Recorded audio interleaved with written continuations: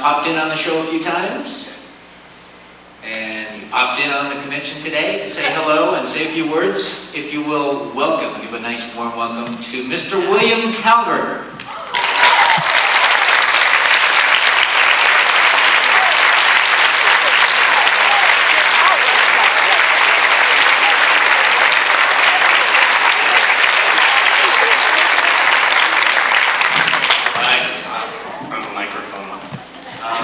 I played Michael on the show.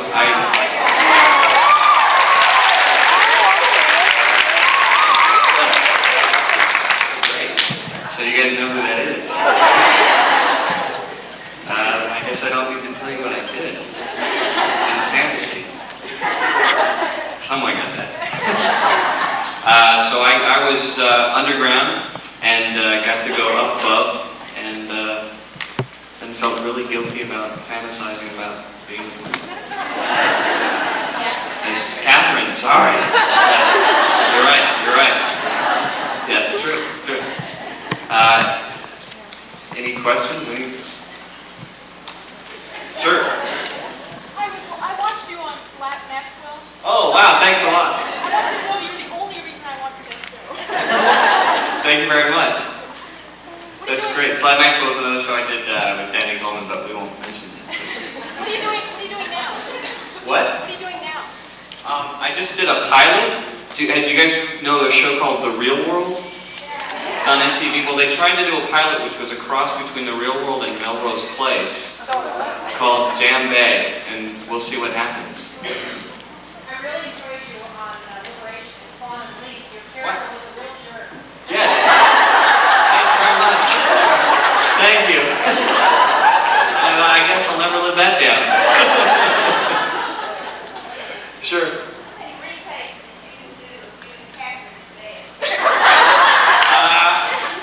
We didn't do too many. In fact, it was actually really funny because it came out as such a romantic, passionate scene, and the director, of course, was there going, okay, start with your hand on her lower back, now bring it up, slowly turn a little bit. It's like, okay, yeah, we're doing this. We did it like 2 or 3 times, and then we came around and did different setups when everything changed to kind of the nightmare. Yeah.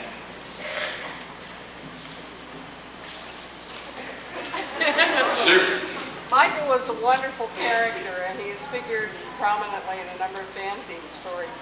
Do you know if there was ever any plan to continue him as a recurring character? Well, I know that I came on kind of late, and I was brought back for the funeral when she died and was there. But I don't know if they actually went ahead and, if I recall, had a more of a romantic twist between the two of them afterwards. But what I liked about Michael so much was that the whole,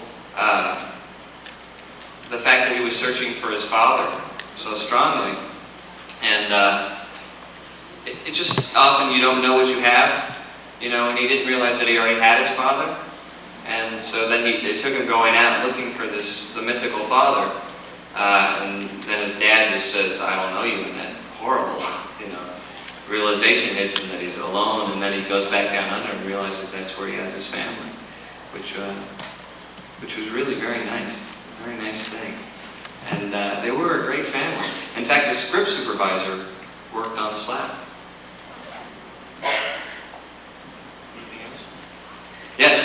How did it feel to be one of the few people charged by a roaring Vincent? Let me tell you, that scared me. That wasn't acting. That was just, boom, put it out there. Ron Perlman was amazing and so great to sit there, and he was just phenomenal. And I remember, the 5th day of shooting, he turned to me and said, "Wow, this is a great part for a young actor, isn't it?" And I went, "Yeah, it really is." Because it was such a well-written show, and it was about so many things. And, I remember talking in the Chamber of Whispers, thinking, what is this going to look like? Wow, because we're sitting literally just over a stage about this tall, and then they put in the effect, and it just goes on forever, and then you get the sound effect of all the whispers coming, and it really adds so much to it. And so it was great. Got got to quote Shakespeare. I mean, where else do you get to do that? Yeah. Well, my second favorite scene. Sorry, Noel, but it was my favorite. I think my second favorite scene was when I got to go back down and talk to Vincent, and was feeling incredibly guilty about all that stuff going on. And it was just a wonderful scene, because it was one of those rare times when in TV you act a lot, but you say exactly what you feel. But this was one of those scenes where I got to, look at him and say, no, it was great.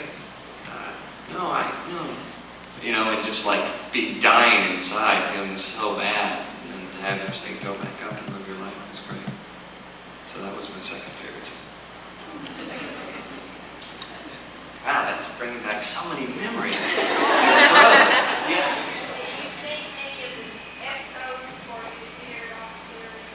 You know what? I actually had not. I hadn't seen any episodes, so it's a funny thing because I auditioned for this great role, right?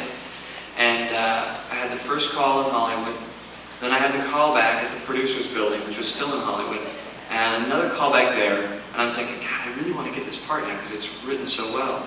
And then they took us down to Vernon, where the sets were, right? And I'm walking in the sets going, oh my God, and it's between me and another guy, and I'm thinking, now I really gotta get this damn part. It was just so nerve-wracking. And I went back to my agents like an hour and a half later, and they told me I got the job, and I was ecstatic. It was great. Thank you so much.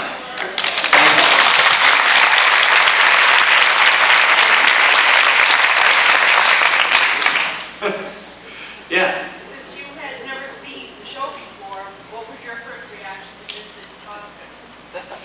I was amazed. It was just like, wow, because he really looked so real. It was just, I'd seen pictures before of him, I think on TV Guide and stuff. But to be there, and he's such a powerful actor, it was just amazing. Everyone made me feel so great on that set. And he is just a really, really warm human being. And I never saw him out of wardrobe, and I never saw him out of makeup. And we were there for long hours. And he was always just as kind and so good for another actor to work with, just very giving. Everything was right in his eyes. It was great. Yeah, I mean, sitting down, just listening to him and talking with him, it was really great. And now, in hindsight, after I saw it and saw all the things that he was laying in, and how many ways he helped me out without me even knowing it, it was phenomenal. William, what was it like to watch Ron and Linda work in that episode? That's one of the best episodes they ever did. Oh, really? Yes. Wow, that's great. The question was, how was it watching Ron and Linda working in that, the last scene? Not the last scene. That's Yes, the one. That's yes, the one I that's the remember one because it was the only time they were together. I think a couple Yes. of times, and it was. They really were phenomenal. It was the end of the day, and I was done. I was released. I was going home, and they had this scene to go shoot, and they did rewrites like that afternoon, as I recall. And I just sat and stood off to the side and watched them do the scene. Amazing, amazing, even from 50 feet away doing, because he was speaking, you could barely hear him because he spoke so softly that it was great for the mics, but 50 feet away, it was just like, God, this scene was just, boom, just out there. They were phenomenal.